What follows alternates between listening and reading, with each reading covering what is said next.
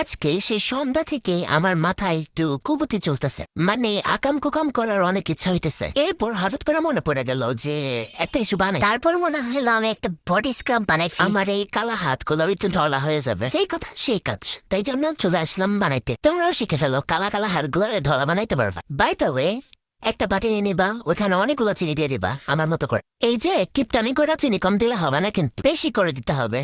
এরপর 2টা coffee powder দিতে হবে, দুধ চিনি মিক্স করা কফি পাউডার না, মানে এমনিতে কফি পাউডার, কালা গুলা কালা। এরপর এখানে একটু গুঁড়া দুধ দিয়ে দিতে হবে। দেন বাসায় যেই তেল থাকবে সেটাই দিয়ে দিও। আমার কাছে যেটা ছিল সেটাই দিয়ে দিচ্ছি। যাদের বাসায় হচ্ছে ওই যে অলিভ অয়েল আছে তারা সেটা দিতে পারো। এরপরে আমি একটা শ্যাম্পু দিয়ে দিছি, বাট কাজ হয়নি। ফার্স্টে হচ্ছে কালা শ্যাম্পু দিছিলাম, দেন চালের গুঁড়ি এটা দিতেই হবে, তাহলেই তো খসখসে হবে। এরপর আমি এখানে 2 চামচ আর অর্ধেকটা হচ্ছে চালের গুঁড়ি দিয়ে দিছি, এন্ড এটাকে মিক্স করে নিয়েছি। দেন দেখলাম আবার ডোটা হচ্ছে একদম শক্ত হয়ে গেছে, তাই আরো একটা শ্যাম্পু দিয়ে দিছি। ও সরি, আমি তো বলতেই ভুলে গেছি, শ্যাম্পু দিতে হয়। যাদের বাসায় হচ্ছে বডি ওয়াশ আছে তারা বডি ওয়াশ দিয়ে নেবা। আমি গরিব মানুষ, আমার কাছে বডি ওয়াশ নাই, দ্যাটস ওয়াই শ্যাম্পু দিয়েছি। যাই হোক, আমার 3টা শ্যাম্পু দেওয়ার পর এখানে সুন্দর হয়ে গেছে। দেখো আঠালো একটা ভাইব হয়ে গেছে, ভাইব।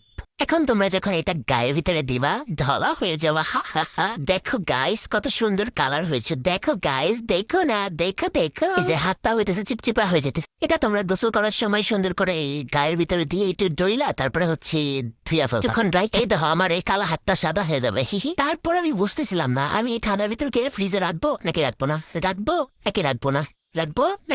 তারপরে ভাবলাম ধর বেটা, রাখি এই বক্সের সাইডে রাখি, তাহলে বেশি ঠান্ডা লাগবে না, বেশি গরমও লাগবে না। সেই কথা সেই কাজ, বক্সের এখানে রেখে ওকে একটু আদর করে দিয়ে বিদায় দিয়ে চলে আসলাম। হা হা, বাবাই।